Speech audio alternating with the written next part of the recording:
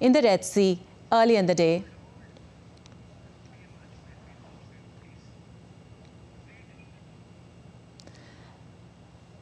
And ahead of the winter session of Parliament 2023, we see the Prime Minister there outside the Parliament House.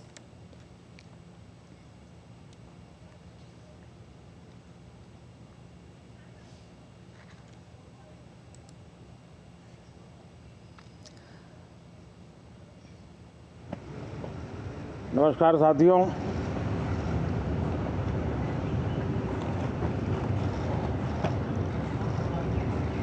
ठंड शायद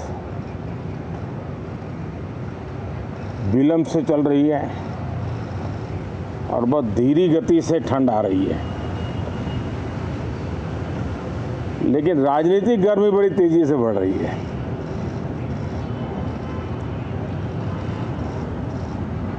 कल ही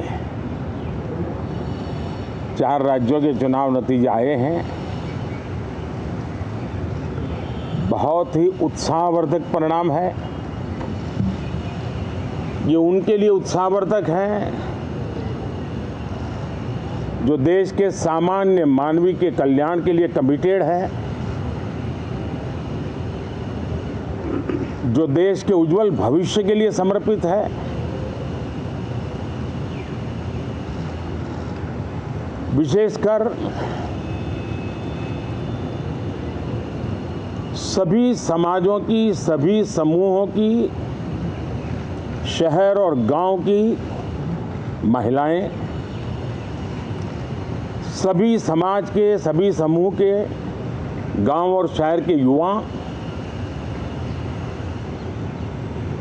हर समुदाय के, समाज के किसान और मेरे देश के गरीब, ये 4 ऐसी महत्वपूर्ण जातियां हैं जिनका एम्पावरमेंट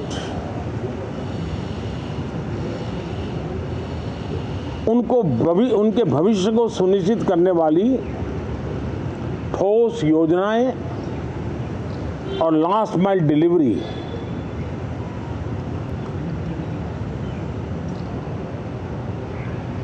इन उसूलों को लेकर के जो चलते हैं उन्हें भरपूर समर्थन मिलता है। और जब गुड गवर्नेंस होता है, पूर्णतया जनहित के लिए समर्पण होता है,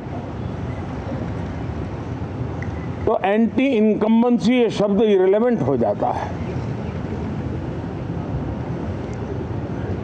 और हम लगातार ये देख रहे हैं, कोई इसको प्रो इनकम्बेंसी कहे,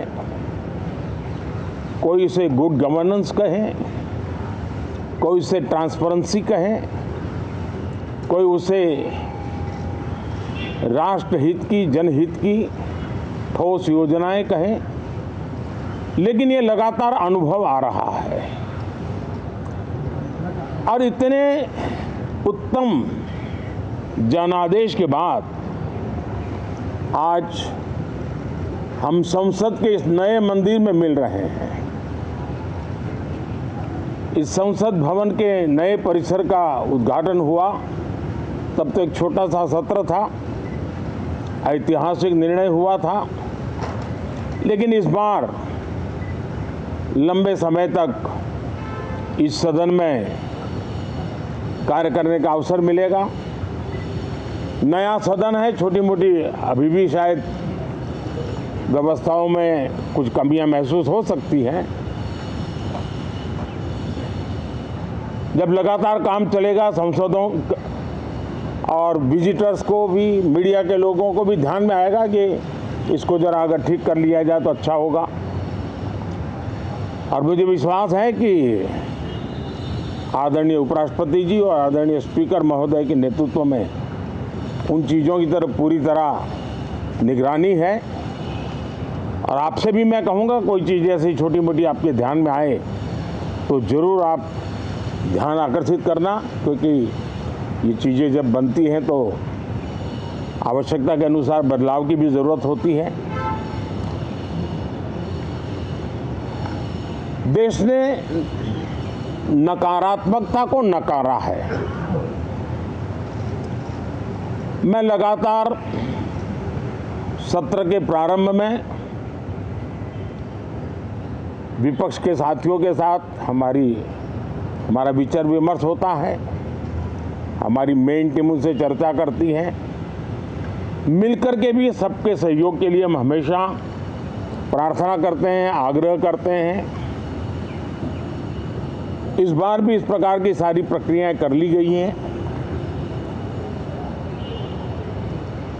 और आपके माध्यम से भी मैं सार्वजनिक रूप से हमेशा हमारे सभी सांसदों से आग्रह करता हूं,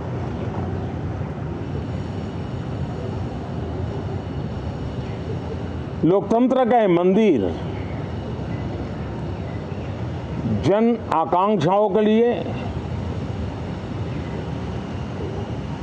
विकसित भारत की नींव को अधिक मजबूत बनाने के लिए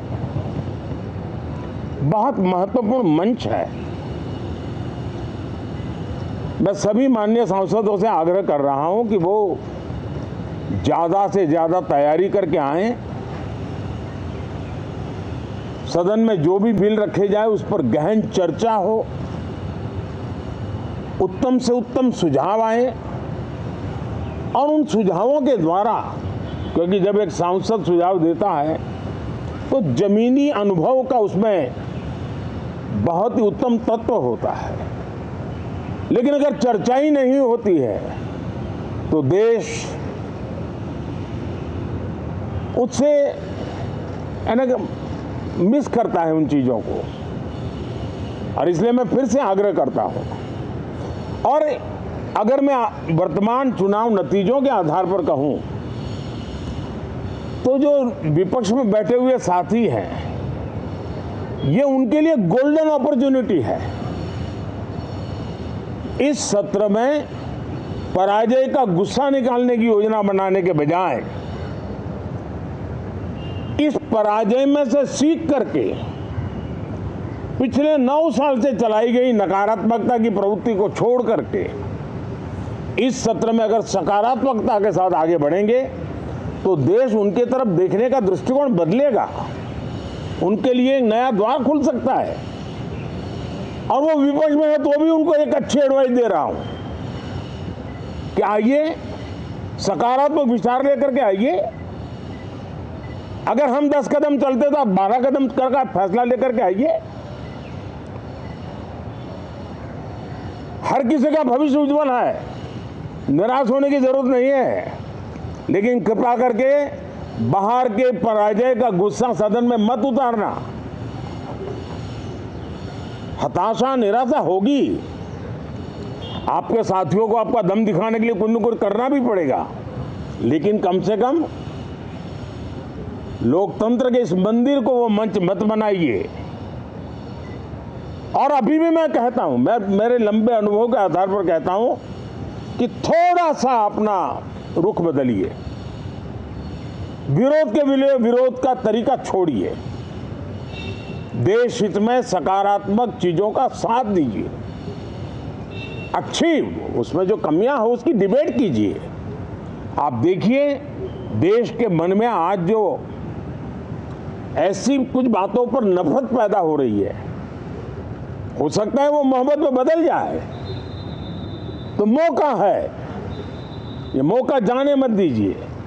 और इसलिए हर बार मैं करबद्ध प्रार्थना करता रहा हूं कि सदन में सहयोग दीजिए। आज मैं राजनीतिक दृष्टिकोण से भी कहना चाहता हूं कि आपका भी भला इसमें है कि आप देश को सकारात्मकता का संदेश दें, आपकी छवि नफरत की और नकारात्मकता की बने, वो लोकतंत्र के लिए अच्छा नहीं है। लोकतंत्र में विपक्ष भी इतना ही महत्वपूर्ण है, उतना ही मूल्यवान है और उतना ही सामर्थ्यवान भी होना चाहिए। और लोकतंत्र की भलाई के लिए मैं फिर से एक बार अपनी ये भावना को प्रकट करता हूं। 2047 अब देश विकसित होने के लक्ष्य में लंबा इंतजार करना नहीं चाहता। समाज के हर वर्ग में यह भाव पैदा हुआ है कि बस आगे बढ़ना है। इस भावना को हमारे सभी माननीय सांसद आदर करते हुए सदन को उस मजबूती से आगे बढ़ाएं, यही मेरी उनसे प्रार्थना है। आप सबको भी साथियों मेरी बहुत बहुत शुभकामनाएं हैं। बहुत बहुत धन्यवाद। Watching live Prime Minister Narendra Modi addressing before the winter session of Parliament, and he spoke about the results of the Assembly